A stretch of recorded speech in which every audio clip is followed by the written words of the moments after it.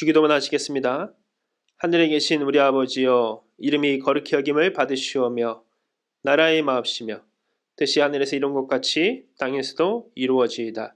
오늘날 우리에게 일용할 양식을 주옵시고 우리가 우리에게 죄 지은 자를 사하여 준 것 같이 우리 죄를 사하여 주옵시고 우리를 시험에 들게 하지 마옵시고 다만 악에서 구하옵소서.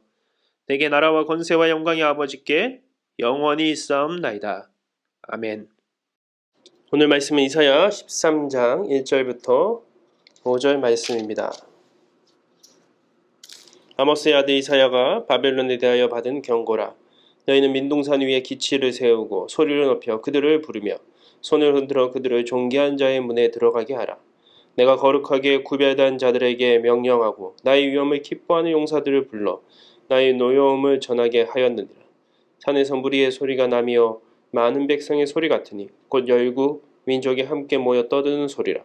만군의 여호와께서 싸움을 위하여 군대를 검열하심이로다. 우리가 먼 나라에서 하늘 끝에서 왔으며 여호와와 그의 진노의 병기라 온 땅을 멸하려 함이로다. 아멘. 오늘 이사야 13장의 제목은 경고입니다. 요즘 도쿄올림픽이 계속 진행되고 있습니다. 경기마다 작은 점수차로 승부가 갈리는, 희비가 걸리는 모습들을 보게 됩니다.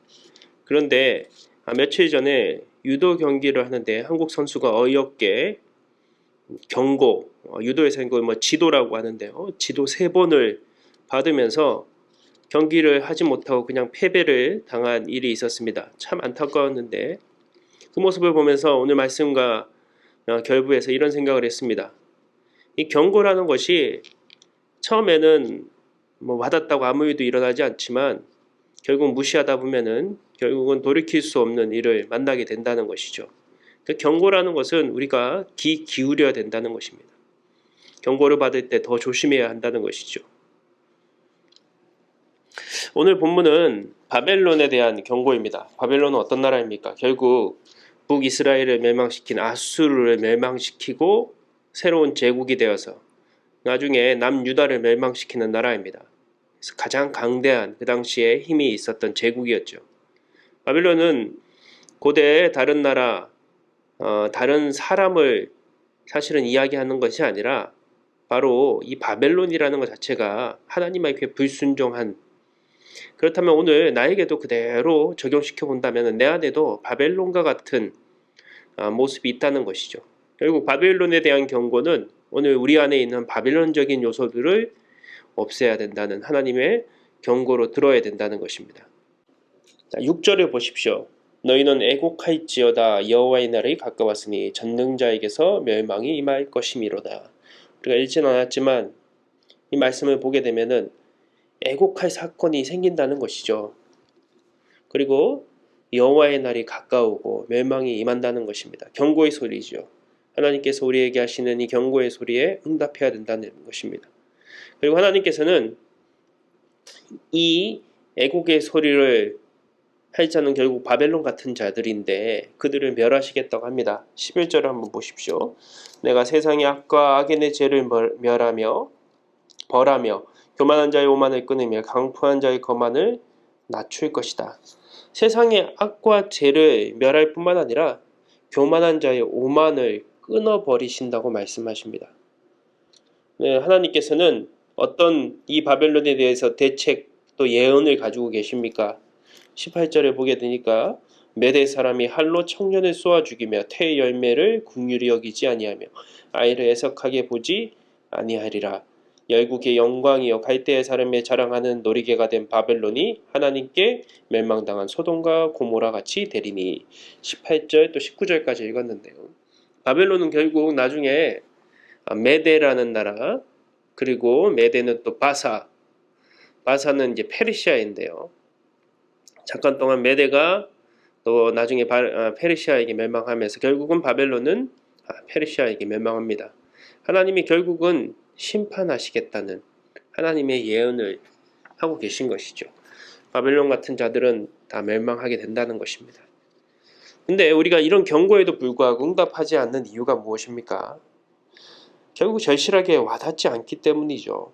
심판의 날이 올 것 같지 않기 때문입니다. 그냥 이대로 제 가운데 살아도 아무런 징계가 없는 것 같은 뭐 예를 들어서 예배를 드리지 않고 빠져도, 또 교회를 나가지 않아도, 또 신앙생활이 해이해져도 뭔가 아무런, 처음에는 두렵고 무서웠는데 아무런 일들이 생기지 않는 거예요. 그러다 보니까 점점 하나님께서는 때로는 이때 경고를 주시고 어떤 사건들을 보여주시기도 하는데 거기가 묻어지기 시작하는 것이죠. 그래서 응답하지 않는 것입니다.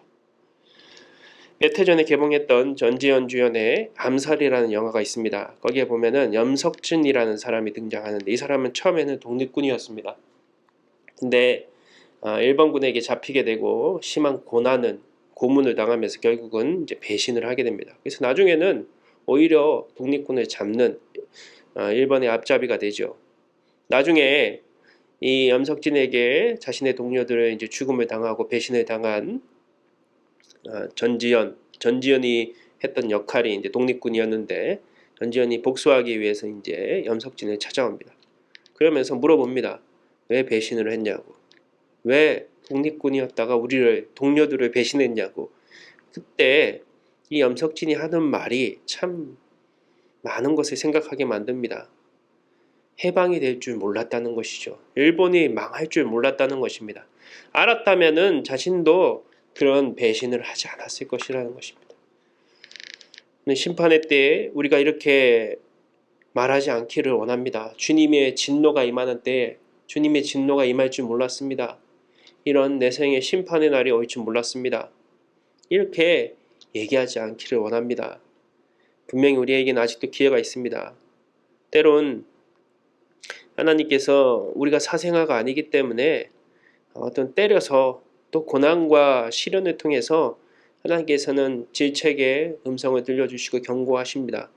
그리고 우리가 엎드려지고 다시 하나님을 찾게 만드실 것입니다. 그때 그 소리에 응답하는, 이 경고의 소리에 응답하는 삶이 되시기를 주님의 이름으로 기도합니다. 하나님, 오늘도 저희들에게 주님께서는 경고의 음성을 들려주십니다. 너희 안에 바벨론과 같은 교만이 있다면은, 또 포악과 죄악이 있다면은 그 악인의 죄를 하나님께서는 벌하고 오만을 끊어버리게 하실 것이라고 말씀하십니다. 혹시 내 안에 이 바벨론과 같은 오만과 교만의 모함이 있지 않습니까? 죄와 또 하나님이 기뻐하지 않는 것들을 쫓아가는 마음들이 있지 않습니까? 그 경고의 소리에 주님의 진노의 날이 분명히 있음을 기억하며, 오늘 우리의 모든 것을 지켜보시는 하나님이 있음을 기억하며 그 경고의 소리에 응답하는 저희들이 될 수 있도록 인도하여 주시옵소서. 코로나19와 또 무더위로 인해서 많은 고통을 당하는 사람들이 있습니다. 하나님이 이 기간 동안에 더욱 주님께서 지켜주셔서 이 기간이 그냥 하나님과 멀어지고 또 실패와 절망, 또 고난과 시련 속에 끝나는 시간들이 아니라 그 시간들을 통하여 더욱 하나님께 엎드리고 주님이 우리에게 주시는 경고들을 들으며 우리의 믿음이 더욱 굳건해지는, 그래서 결국은 하나님의 인도하심을 만나 더 높이 날아오르는 복된 시간으로 함께하여 주시옵소서. 모든 우리 주님 예수님의 이름으로 기도드립니다. 아멘.